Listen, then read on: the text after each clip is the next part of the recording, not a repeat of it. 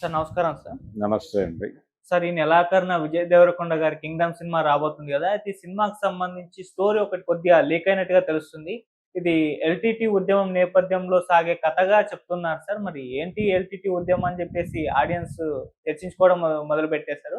మరి దీనికి సంబంధించి ఏ విధంగా చూపించబోతున్నారు దాన్ని ఈ సినిమాలో? మరి దానికి సంబంధించి మీరేం జెప్తారు సార్? అంటే ఎల్‌టీటీఈ ఉద్యమం కాదండి అది. యాక్చువల్‌గా తమిళ ఈలం.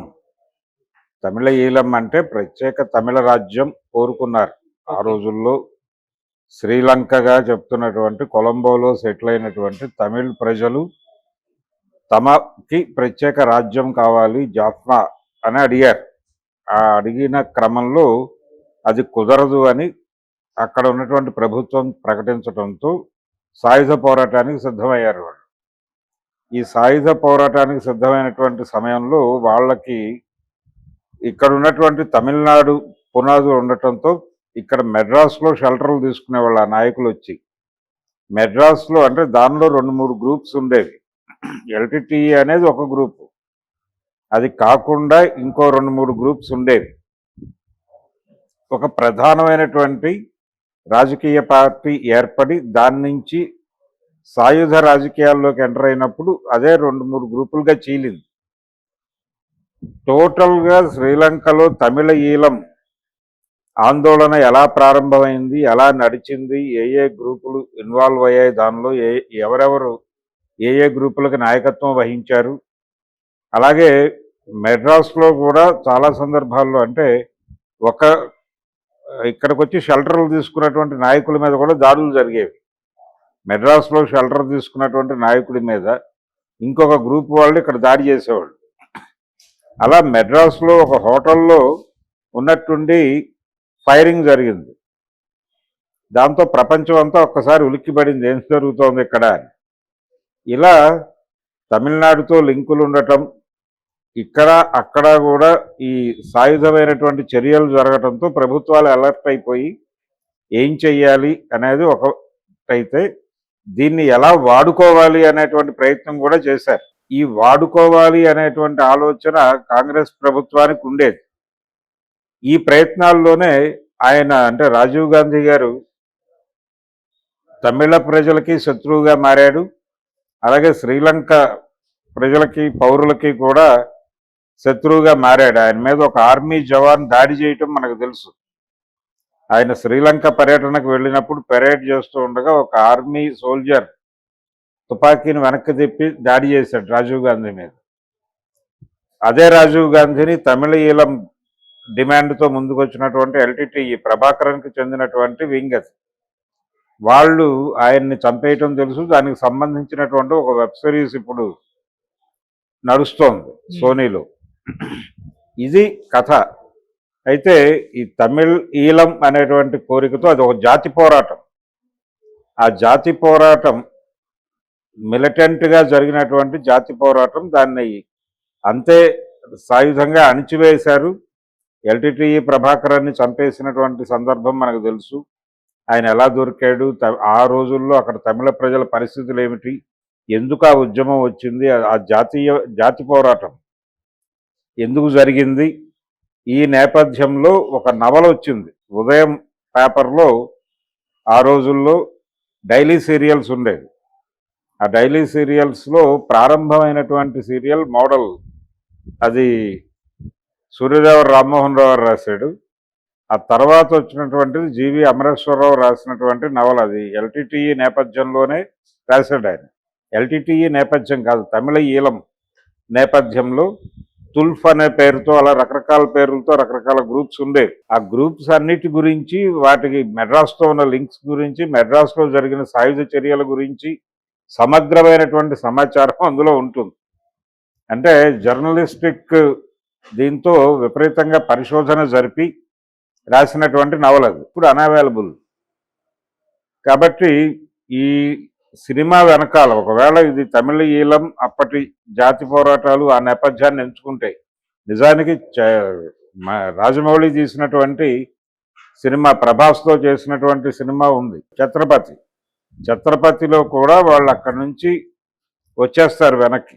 ఆ వెనక్కి వచ్చిన తర్వాత వాళ్ళకి కన్యాకుమారిలోనూ అక్కడ ఆ సముద్రం నుంచి అలా వచ్చేసేవాళ్ళు. వచ్చిన వాళ్ళకి శరణార్థి శిబిరాలు ఏర్పాటు చేసేవారు, అక్కడ భోజనాలు పెట్టేవారు. అక్కడి నుంచి ఇక్కడ ఉన్నటువంటి క్రిమినల్ వరల్డ్ వాళ్ళు కూడా వాడుకునేవాళ్ళు వాళ్ళని. ఆయుధాలు తెచ్చి కూడా అమ్మేసేవాళ్ళు అక్కడ. ఇలా రకరకాల సందర్భాలు. అలాగే ఇక్కడ ఉన్నటువంటి కొన్ని ఎక్స్ట్రీమ్ లెఫ్ట్ గ్రూపులు కూడా ఎల్టీటీఈ నుంచి ఆయుధాలు కొనుగోలు చేయటం లాంటి కార్యకలాపాలు కూడా జరిగాయి అనేది పోలీసులు రికార్డుల ప్రకారం చెప్తూ ఉంటారు. అలాగే వీళ్ళు తర్ఫీదు పొందారు వాళ్ళ దగ్గర గెరిల్లా వార్ఫేర్లో అనేది కూడా ఒక ఎస్టాబ్లిష్మెంట్ ఉంది. ముఖ్యంగా మందు పాత్రలు పెట్టడము ఇలాంటి వ్యవహారాల్లో వాళ్ళు తర్ఫీదు తీసుకున్నారు. ఇక్కడ ఉన్నటువంటి పీపుల్స్ వార్ పార్టీ, ఇతర ఎక్స్ట్రీమ్ లెఫ్ట్ గ్రూప్స్ కూడా అక్కడికి వెళ్ళి ట్రైనింగ్ తీసుకున్నాయి అనేది ఒక ప్రచారం ఉంది.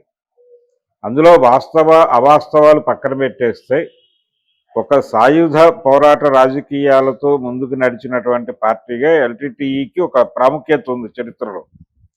అలాగే అది కేవలం ఎల్టీటీఈ ఉద్యమమే కాదు, అక్కడ 5-6 గ్రూపులు కలిసి చేసినటువంటి కార్యక్రమం అది. జాఫ్నా రాష్ట్రం ఏర్పడాలి అనేటువంటి రాష్ట్రం కాదు, దేశమే ఒక దేశం. తమిళనాడు ప్రజలకి, అక్కడ ఉన్నటువంటి తమిళులకి ఒక ప్రత్యేక దేశం కావాలి అనే డిమాండ్తో జరిగినటువంటి ఉద్యమం. ఆ ఉద్యమ నేపథ్యం, అప్పటి ప్రజల ఆకాంక్షలు, అవి నిజంగానే ఇంట్రెస్టింగ్ టాపిక్ అది. మరి ఆ క్యూరియాసిటీని ఇప్పుడు ప్రపంచం నెమ్మదిగా మర్చిపోయింది దాన్ని.